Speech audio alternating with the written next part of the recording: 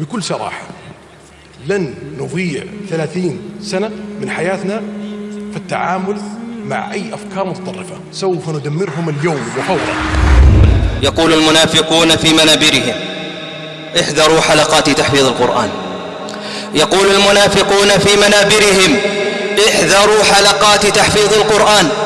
ونقول في منابرنا: احذروا أرباب العلمنة المنافقين والمنافقات والدواعش والبغاة والروافض ومثير الشبهات والشهوات. وقاتلوا في سبيل الله واعلموا أن الله سميع عليم. إن الذين هم من خشية ربهم مشفقون.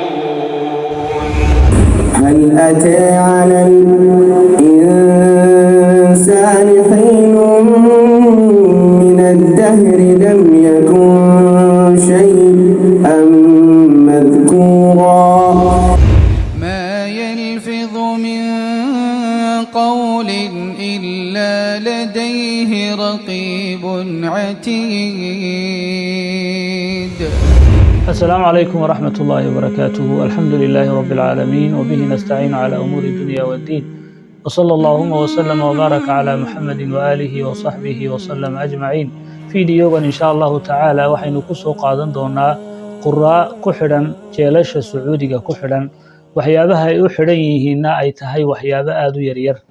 Ilaahay subxaanahu wa ta'ala wuxuu xadiisul qudsi ku leeyahay: إني حرمت الظلم على نفسي وجعلته بينكم محرما فلا تظالموا. نفتيدا waxaan ka xarimay dulmiga dhexdiinana waxaan ka dhigay xaraan ee haystulmiina ba Ilaahay subhanahu wa ta'ala xadiisul qudsigaasi marka dulmigu waa xaraan.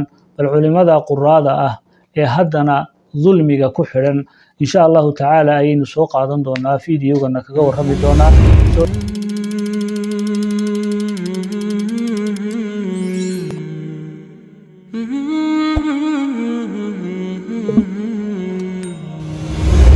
sheekha ugu horeeya aynu soo qaadan doonaa waa Dr. Saalax Al Talib, waa imaamka Masjidullahi al-Haram iyo khatiibkiisii.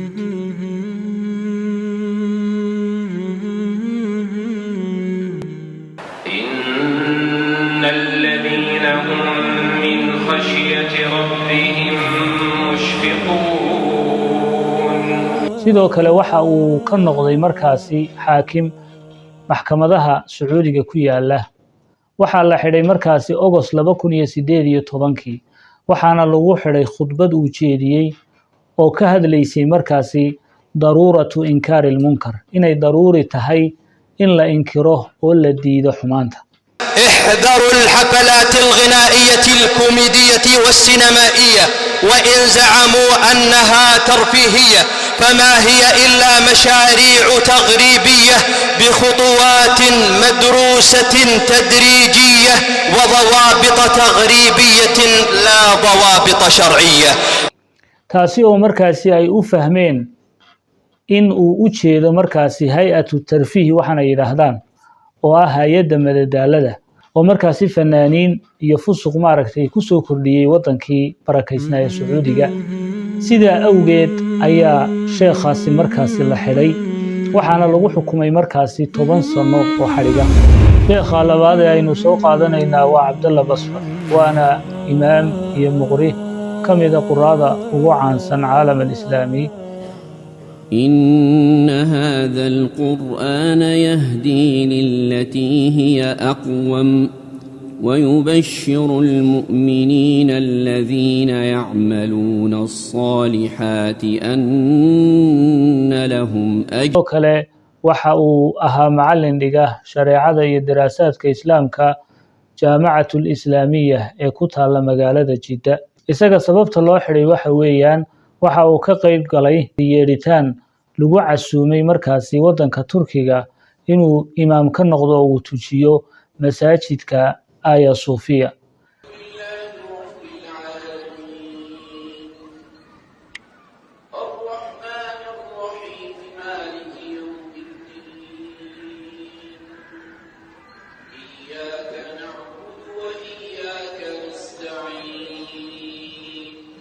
اللهم يسر افتتاح مسجد آيا صوفيا.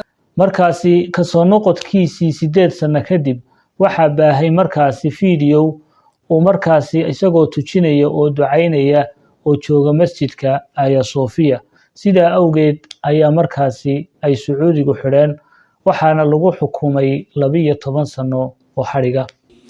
من ذا الذي يقرض الله قرضا حسنا فيضاعفه له أضعافا كثيرة والله يقبض ويبسط وإليه ترجعون. عامر المهلهل وقاري دقن عدكيسنا وآد معان يهي waxa uu markaasi imaam ka ahaa masjidu ummul mu'miniin Khadija bint Khuwaylid ee ku yaala markaasi Jidda. وليس الذي خلق السماوات والأرض بقادر على أن يخلق مثلهم بلى وهو الخلاق العليم.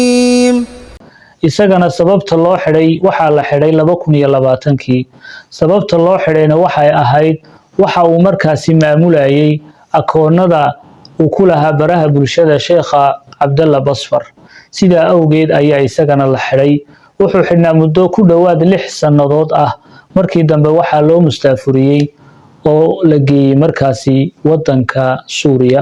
لكن المسجد الأموي رونق جميل، هناك سكينة وطمأنينة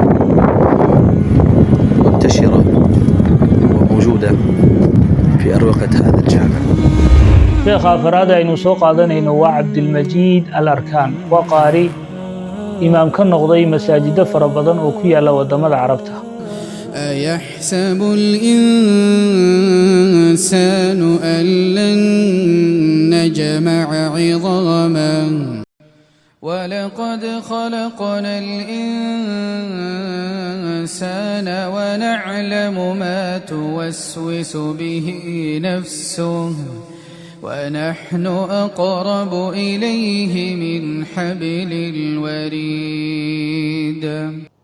waxaa isagana la xiray 2020kii sababta loo xirayna waxa weeyaan inuu xiriir la sameeyay oo uu la xiriiray markaasi akademi Turkiya oo la yiraahdo Yaasiin Aqtaay markii la baaray markii dambe waxa cadaatay in aanay ninkaasi wada xiriirin laakiin ay dhaxmartay inuu u tahniyadeeyay ciida sida awgeed waxa lagu xukumay 5 sano oo xariga 5tii sano haddana waa loo takhfiifiyay oo waxa looga dhigay sanad iyo badh markii ay soo dhawaatay muddadii ay ka sii dhamaanaysay ayaa ay dib maxkamaddu u adkaysay waxaana uga dhigtay 10 sano oo xariga.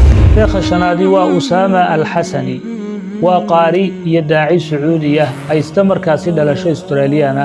متكئين فيها على الأرائك لا يرون فيها شمسا ولا زمهريرا.